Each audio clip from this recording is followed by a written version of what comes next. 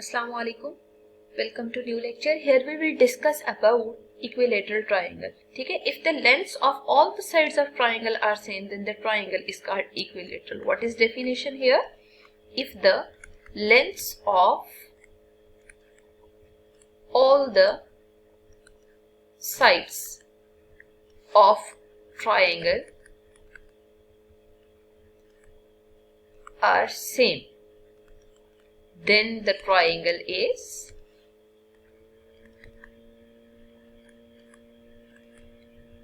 called equilateral triangle. ठीक है? What does it mean? For example, you have triangle in the plane. ठीक है? और आप इसको A, B, C से मार्क कर रहे हो. Whatever the coordinates are. ठीक है? यहाँ पे कोऑर्डिनेट्स कुछ भी हो सकते हैं. कोऑर्डिनेट ज्योमेट्री में हम प्रॉपर डिफाइन कर चुके हैं कि A B C vertices of triangle अगर प्लेन में लाई करिए तो वो कोऑर्डिनेट फॉर्म में होंगी. ठीक है? मतलब यहाँ पे एक्स और वाई के कोरिस्पॉन्डिंग कोई वैल्यूज होंगी.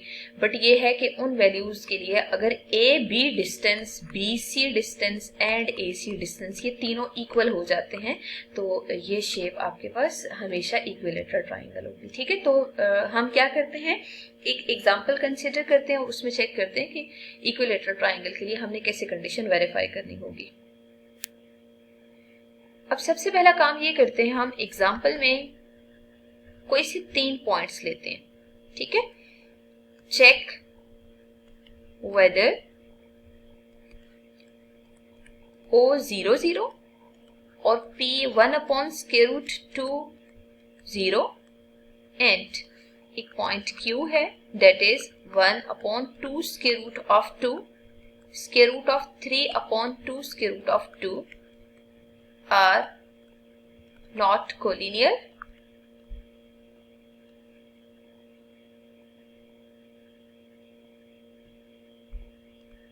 or equilateral triangle. ठीक है? और यहां लिख लेते हैं और मेक इक्विलेटरल ट्राइंगल. सबसे पहला काम ये करते हैं, हम इन तीनों पॉइंट्स की वर्टिसेस को यहाँ पे प्रॉपर कंसिडर कर लेते हैं. ठीक है? अब हमने चेक करना है कि ये कोलिनियर है या नहीं. ठीक है? अगर ये कोलिनियर है तो वो स्ट्रेट लाइन को रिप्रेजेंट करेंगे, लेकिन अगर ये कोलिनियर नहीं है तो ये पॉइंट्स इन द प्लेन आपके पास एक क्लोज शेप को डिफाइन करेंगे दैट इज ट्राइंगल. ठीक है? अच्छा, सबसे पहला काम हम ये करते हैं, यहाँ पे OP डिस्टेंस फाइंड आउट करते हैं. ठीक है? तो बाय डिस्टेंस फार्मूला अगर आप यहाँ पे OP डिस्टेंस फाइंड आउट करना चाह रहे हैं तो 1/√2 - 0 whole square plus 0 - 0 whole square. ठीक है? हमने डिस्टेंस फार्मूला लगाया और डिस्टेंस फार्मूला हमारे पास होता है x2 - x1 whole square plus y2 - y1 whole square. ठीक है? तो इसके अकॉर्डिंग हमने जो P के कोऑर्डिनेट्स हैं उनको x2 y2 मार्क किया है और O के कोऑर्डिनेट्स को x1 और y1 मार्क किया. ठीक है? अब इसको सिंप्लीफाई करें तो 0 को ऐड करें, सब्ट्रैक्ट करें, इट डजंट मैटर और आपके पास ये फॉर्म आ रही है. ठीक है? और 0 स्क्वायर इज अगेन 0. तो आंसर क्या आ रहा है आपके पास 1/√2. ठीक है? तो OP डिस्टेंस आपने फाइंड आउट कर लिया है दैट इज बेसिकली 1/√2. अब हम मूव करते हैं नेक्स्ट डिस्टेंस पे. नेक्स्ट हमें PQ डिस्टेंस फाइंड आउट करना है. ठीक है? तो PQ डिस्टेंस के लिए आप P और Q के कोऑर्डिनेट्स को यूज करेंगे. तो बेसिकली P और Q के कोऑर्डिनेट्स को जब आप यूज करेंगे तो 1/2 माइनस 1/√2 आ रहा है और फिर आप नेक्स्ट वैल्यूज कंसिडर करें तो √3/2 माइनस 0 होल स्क्वायर आ रहा है. ठीक है? अब आप देख सकते हैं कि यहाँ पे जो फर्स्ट 2 वैल्यूज आ रही हैं 1/2 माइनस 1/2, इनको सिंप्लीफाई करें तो बेसिकली 1/2 का होल स्क्वायर आ रहा है. ठीक है?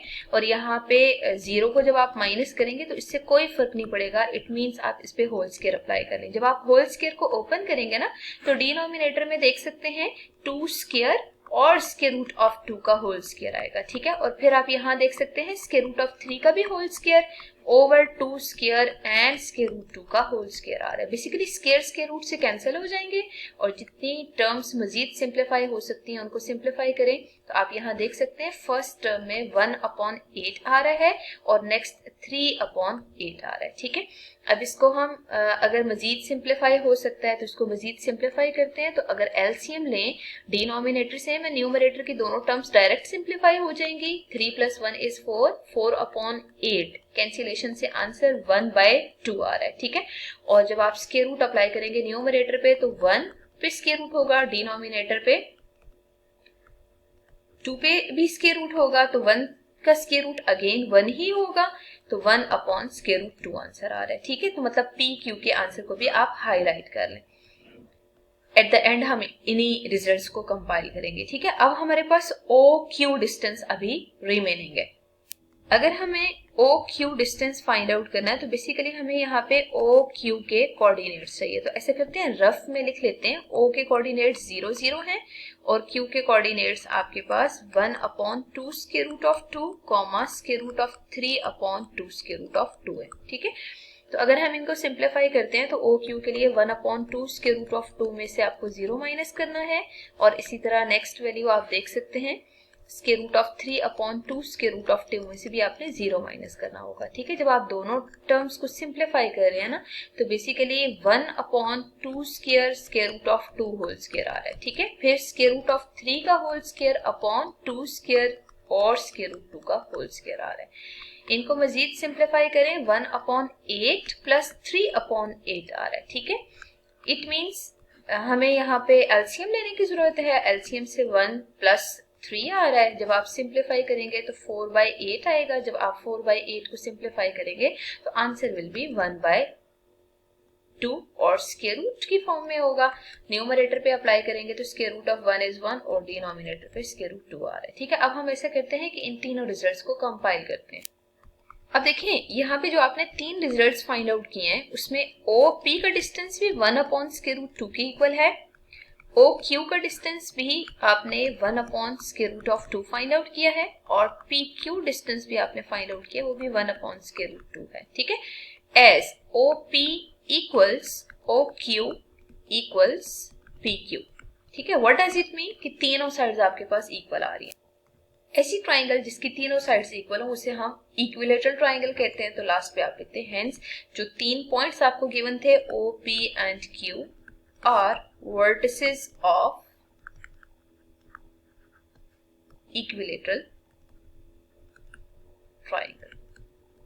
ठीक है, अच्छा, अब आप यहाँ देख सकते हैं कि अगर हमें यहाँ पे चेक करना है कि पॉइंट्स कोलिनियर है या नॉन कोलिनियर, तो बेसिकली ये तीनों साइड्स इक्वल आ रही हैं। अगर इक्वल आ रही हैं तो यहाँ पे ग्रेटेस्ट साइड तो कोई भी नहीं है और 2 साइड्स को आप एड अप करें तो वो रिजल्ट भी तीसरी साइड की इक्वल नहीं होगा। इट मीन्स आपके पास ये जो 3 पॉइंट्स थे वो इक्विलेटरल ट्राइंगल को रिप्रेजेंट कर रहे हैं।